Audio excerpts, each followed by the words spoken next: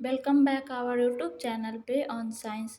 और आज हम लोग डिस्कशन करेंगे विज्ञान का ये बुक है जिसमें अध्याय 1 है रासायनिक अभिक्रियाएं एवं समीकरण। ये हम लोग का विज्ञान का बुक है। इसमें हम लोग का तीनों विषय हम लोग को मिलेगा। तो चलिए फ्रेंड्स, हम लोग अपना डिस्कशन शुरू करते हैं। यहाँ पे देखिए क्या दिया हुआ है बुक में। अपने दैनिक जीवन की निम्नलिखित परिस्थितियों पर ध्यान दीजिए और विचार कीजिए कि क्या होता है जब गर्मियों में कमरे के ताप पर दूध को खुला छोड़ दिया जाए। तो क्या होता है, अगर गर्मी के दिन में हम लोग कमरा में दूध को ऐसे ही रख देंगे तो दूध जो होता है कुछ देर के बाद हम लोग उसको गर्म करते हैं तो दूध क्या होता है, फट जाता है। लोहे का तवा तलसा कील को आर्द्र वायुमंडल में खुला छोड़ दिया जाए तो उसमें क्या होगा, जंग लग जाएगा। अंगूर किण्वन हो जाता है। भोजन पकाया जाता है। हमारा शरीर भोजन को क्या कर लेता है, पचा लेता है। हम श्वास लेते हैं। तो ये सब जो है क्या है, इन परिस्थितियों में भी प्रारंभिक वस्तु की प्रकृति तथा पहचान कुछ न बदल जाती है। पदार्थ के भौतिक तथा रासायनिक परिवर्तन के बारे में हम पिछली कक्षाओं में पढ़ चुके हैं। जब कोई रासायनिक परिवर्तन होता है तो हम कह सकते हैं कि एक रासायनिक अभिक्रिया हुई है। आप शायद सोच रहे होंगे रासायनिक अभिक्रिया का वास्तविक अर्थ क्या है। हम कैसे जान सकते हैं कि कोई रासायनिक अभिक्रिया हुई है। इन प्रश्नों के उत्तर को पाने के लिए आइए हम कुछ क्रियाकलाप करते हैं। तो चलिए फ्रेंड्स, हम लोग क्रियाकलाप 1.1 करेंगे। बड़ा इंटरेस्टिंग है। देखिए क्रियाकलाप 1.1 दिया है। इसमें हम लोग को सावधानी दिया है। इस क्रियाकलाप में शिक्षक के सहयोग की आवश्यकता है। सुरक्षा के लिए छात्र आंखों पर चश्मा पहन ले तो उचित होगा। लगभग अब क्या कर रहा है, सामग्री लेने के लिए कह रहा है, पहले सावधान कर दिया। लगभग 2 सेंटीमीटर लंबे मैग्नीशियम रिबन का रेगमाल से रगड़कर साफ कर लीजिए। मतलब कि लगभग 2 सेंटीमीटर लंबे मैग्नीशियम का एक रिबन लेना है और उसको जो है रेगमाल से रगड़कर साफ कर लेना है। इसे चिमटे से पकड़कर स्प्रिट लैंप या बर्नर से इसका दहन करिए तथा इससे बनी राख को वॉच ग्लास में इकट्ठा कर लीजिए, जैसा कि चित्र 1.1 में दिखाया गया है। मैग्नीशियम रिबन का दहन करते समय इसे अपनी आंखों से यथासंभव दूर रखिए। आपने क्या प्रेक्षण किया। देखिए यहाँ पे इसको एक मैग्नीशियम का रिबन लिया गया है, चिमटा से इसको पकड़ के यहाँ बर्नर की सहायता से इसको जलाया जा रहा है और एक बाच ग्लास है। मतलब कि इसमें इस तरह से करना है कि इसमें दिखाई दे मैग्नीशियम जल के नीचे गिर रहा है, मैग्नीशियम ऑक्साइड है। देखिए मैग्नीशियम रिबन का वायु में दहन कर मैग्नीशियम ऑक्साइड को बाच गिलास में इकट्ठा करते हुए ये पूरा फिगर है। आगे देखते हैं। आपने देखा होगा कि चमकदार श्वेत लौ के साथ मैग्नीशियम रिबन का दहन होता है और यह श्वेत चूर्ण में परिवर्तित हो जाता है। यह मैग्नीशियम ऑक्साइड का चूर्ण है। वायु में उपस्थित ऑक्सीजन तथा मैग्नीशियम के बीच होने वाली अभिक्रिया के कारण यह बनता है। अब ये जो सफ़ेद चूर्ण है कैसे बना, मैग्नीशियम ऑक्साइड का जो चूर्ण है वायु में जो उपस्थित ऑक्सीजन है तथा मैग्नीशियम दोनों के बीच जो है क्या हुआ, अभिक्रिया हुआ, उसी के कारण यह बनता है। आइए फ्रेंड्स, अब हम लोग देखते हैं क्रियाकलाप 1.2 को। एक परख नली में लेड यानी कि सीसा नाइट्रेट का घोल लीजिए। इसमें पोटेशियम आयोडाइड का घोल मिला दीजिए। आपने क्या प्रेक्षण किया। यहाँ पे देखिए फ्रेंड्स, हम लोग ये जो NCERT का बुक है, हम लोग इसको एक एक लाइन को पढ़ के हम लोग को समझना है, क्योंकि अभी जो एग्ज़ाम का पैटर्न कर दिया है 100 नंबर का ऑब्जेक्टिव दे दिया है। तो ऑब्जेक्टिव अगर हम लोग पूरा सिलेबस को, पूरा बुक को अच्छी तरह से पढ़े और समझे हुए रहेंगे तो हम लोग को ऑब्जेक्टिव कहीं से भी पूछ दे, लोग को ऑब्जेक्टिव का उत्तर देने में हम लोग को बहुत आसानी होगा। तो देखते हैं यहाँ पे क्रियाकलाप 1.3। एक शंक्वाकार फ्लास्क या नली में कुछ दानेदार जिंक लीजिए, इसमें तनो हाइड्रोक्लोरिक या सल्फ्यूरिक अम्ल मिला दीजिए। चित्र 1.2। सावधानी, क्या करना है? अम्ल का इस्तेमाल सावधानी से कीजिए। क्या जस्ते के दाने के आसपास कुछ होता दिखाई दे रहा है? शंक्वाकार फ्लास्क या नली को स्पर्श कीजिए। क्या इसके तापमान में कोई परिवर्तन हुआ है?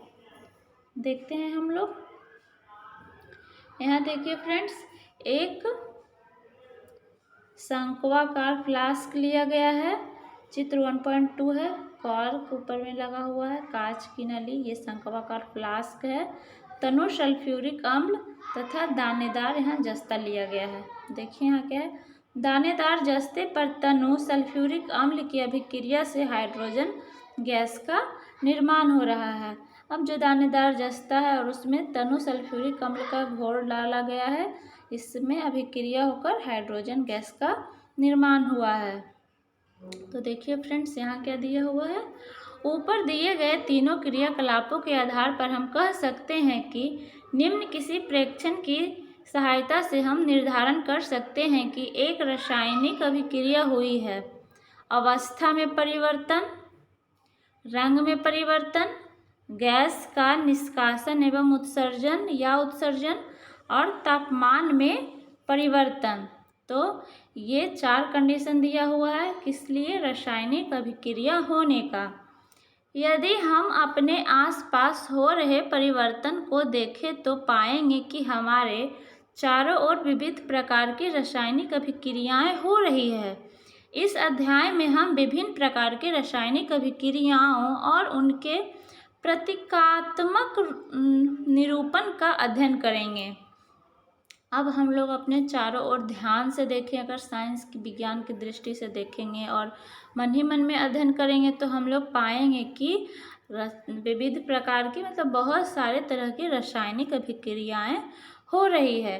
तो अध्याय में हम विभिन्न प्रकार की रासायनिक अभिक्रियाओं और उनके प्रतीकात्मक रूप का अध्ययन करेंगे, जिसमें हम लोग देखेंगे 1.1 रासायनिक समीकरण के बारे में।